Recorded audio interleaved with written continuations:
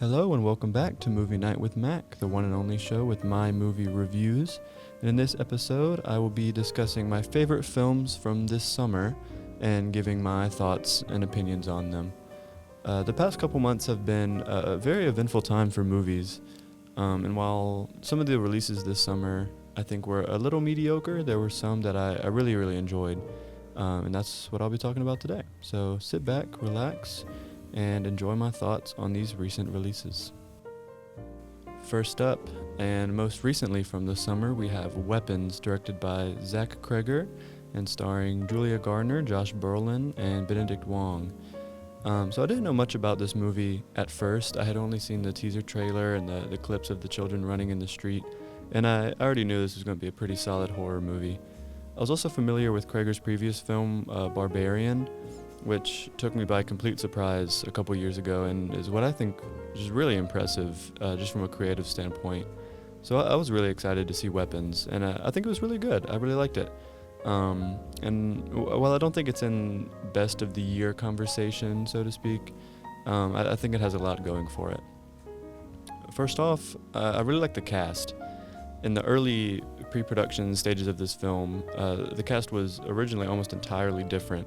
But I think what we ended up getting is very strong. I wasn't super familiar with Julia Gardner before this summer, but she has been really good in the last two performances I've seen from her, and she is a highlight of this movie for sure. Josh Brolin is a face that I always love to see, especially in a role like this after seeing him Purple or as a desert warrior for so long. Benedict Wong stands out from the cast with his expressiveness and funny line deliveries and one of the most honestly iconic horror scenes from the movie, which is just absolutely spectacular. Also from a technical standpoint, I think Weapons does really well, which is really important for a horror movie like this. The technicality of it is pretty make or break, and in this case it really elevates the film as a whole. The score specifically is a big standout. I think it makes the intense moments extra scary, as any good horror movie score should do, but it also gives the film a tempo that really becomes unsettling during climactic moments as the film progresses. And while I think it's edited well, the structure of the film is my biggest problem with the movie, and it's kind of what stands in the way of me really loving it. The style of storytelling makes it very easy for an audience member to get either confused or just disinterested. By following different characters from their point of view for 30 minutes or so at a time, the crux of the film is kind of built piece by piece rather than a big reveal. And in many cases, I like a slow burn compared to a twist ending, so to speak.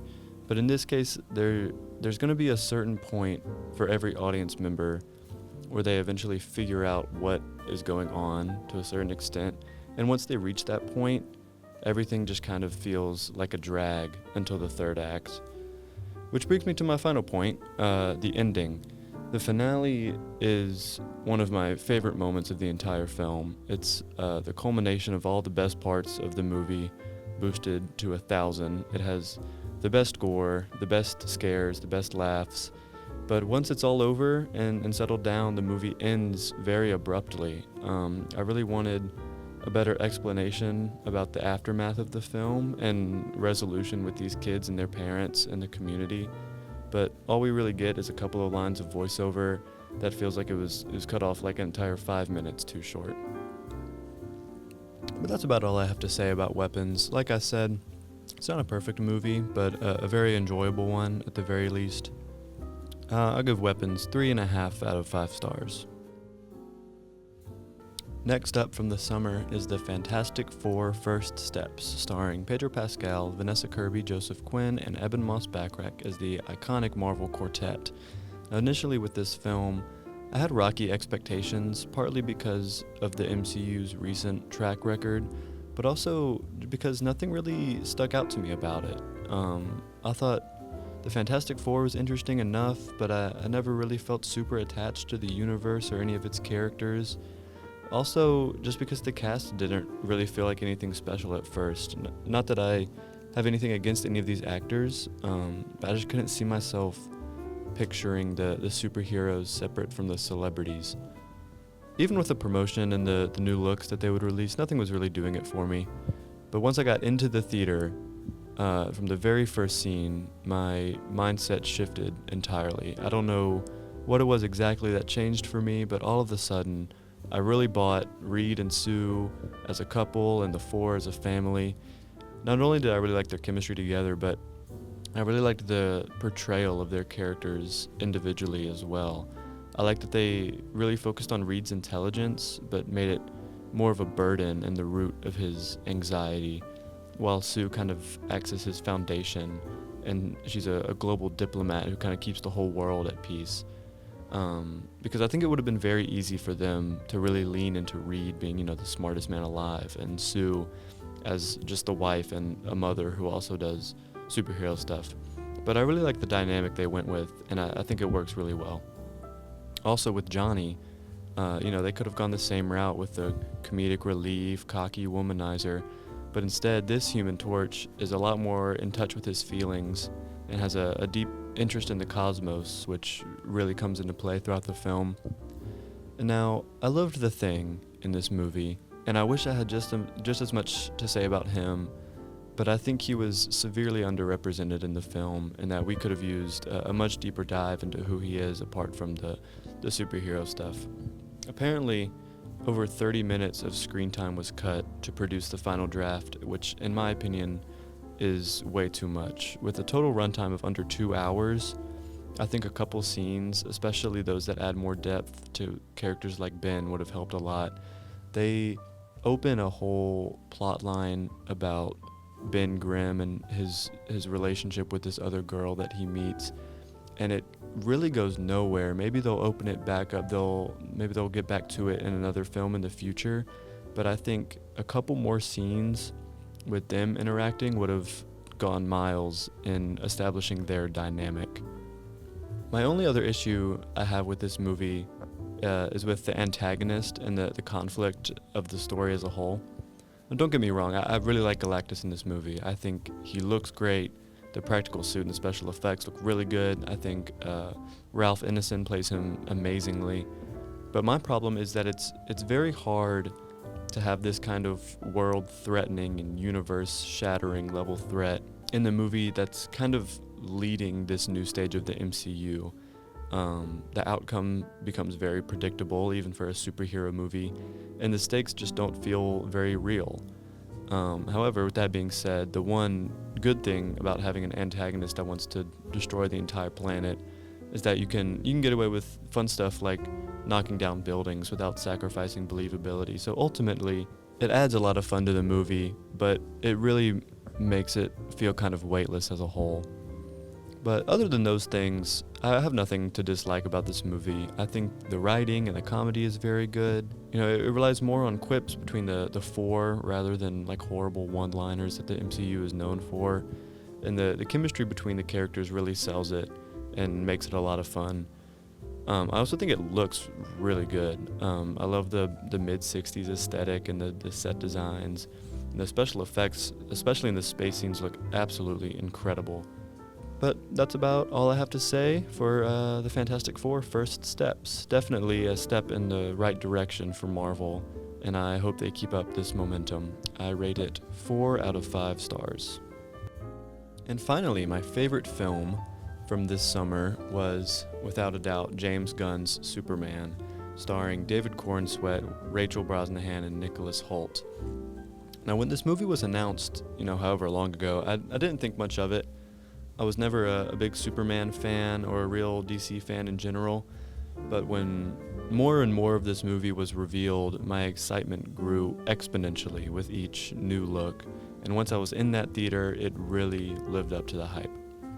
Starting with the cast, which is just absolutely incredible. David Corenswet is a perfect face for the new Superman. He has just a very friendly presence that really suits this new kind and caring Superman so well.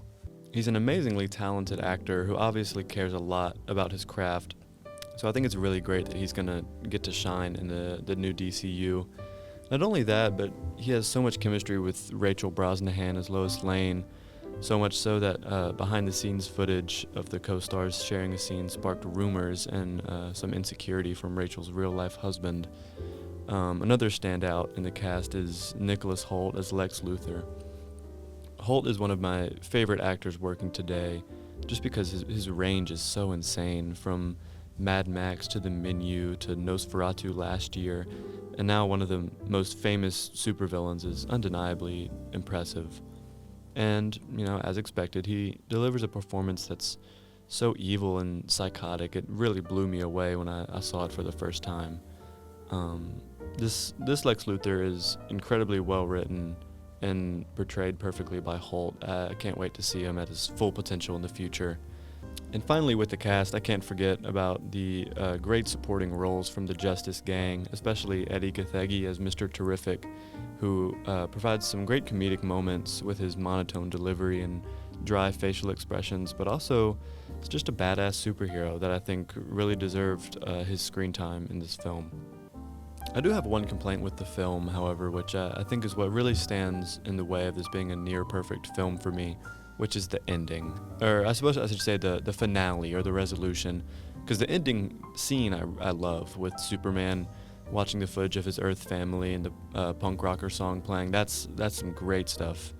But the resolution of conflict at the end of the film just wasn't very satisfying to me.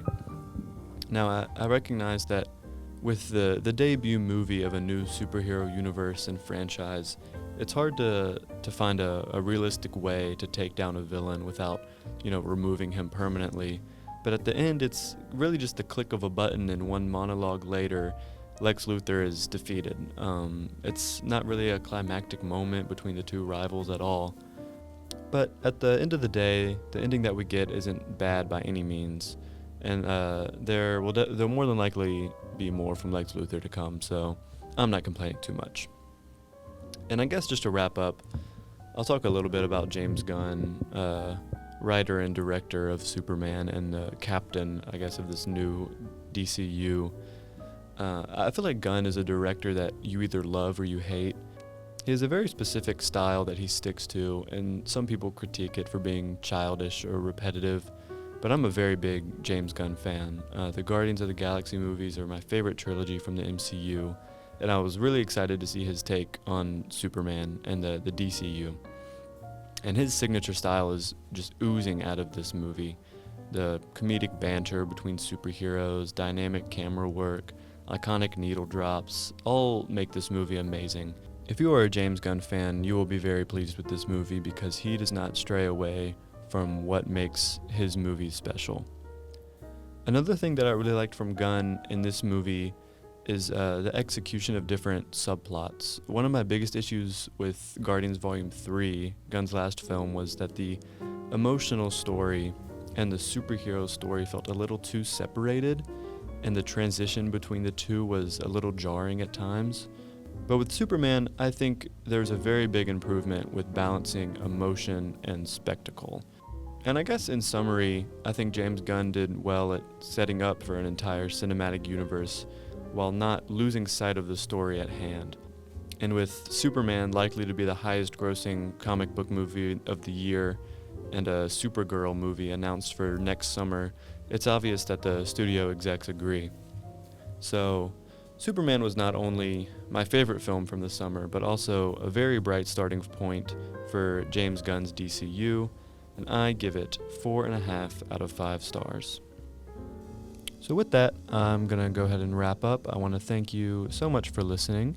Stay tuned for the next episode, where I will be talking about new releases, giving my reviews on all the new movies that I got a chance to see. So again, thank you for watching, and have a great day.